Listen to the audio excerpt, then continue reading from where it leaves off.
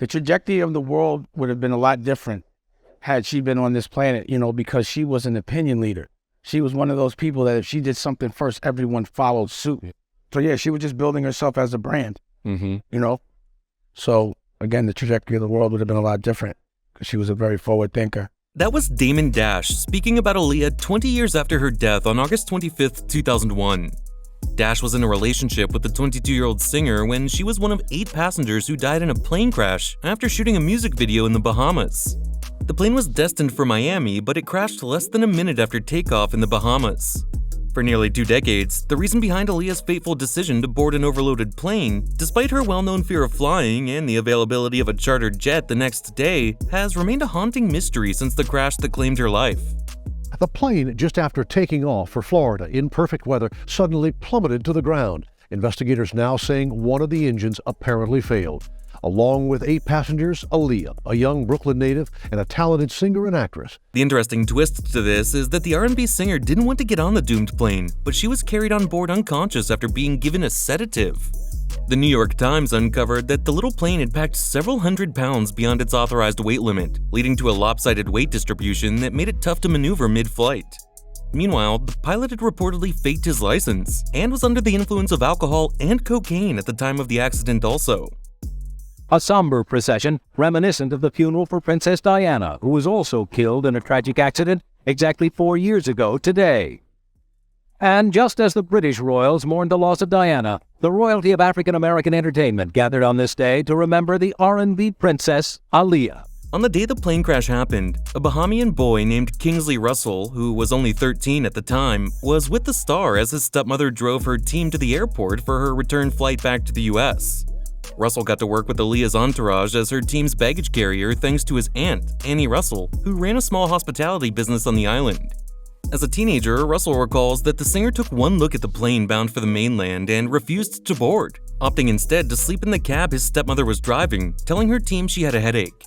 Fresh off filming a music video for her hit single, Rock the Boat, the team was eager to make the quick 50-mile journey back to Miami and continue on their plans. But after dropping the team off at the airport, Aaliyah had concerns about the aircraft after hearing that it would be overweight.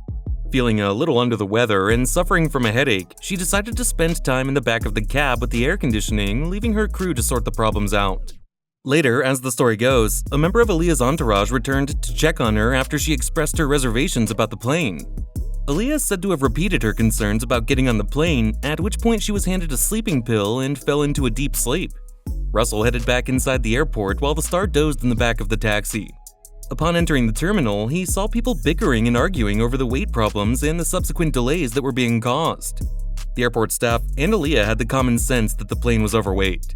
Despite warnings from both the pilot and baggage handlers that the aircraft was carrying far too much cargo, a heated argument ensued before suddenly coming to a close, with the pilot ultimately agreeing to proceed with the trip after 2 hours of back and forth. All this while, Aaliyah was still fast asleep in the back of the taxi van, completely unaware of what had been going on inside the airport terminal. She was brought out of the van and carried onto the plane despite her earlier reservations.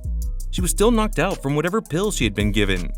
Russell said, "They took her out of the van. She didn't even know she was getting boarded on a plane. She went on the airplane asleep." In a flash, the plane was revved up and taken off down the runway. It was soaring through the skies for a mere 60 seconds before tragedy struck and it plummeted to the ground just a few hundred feet from the finish line.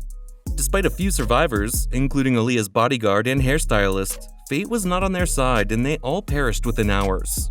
The unfortunate discovery of Aaliyah's body was made with her still secured in her seat, just 20 feet from the debris.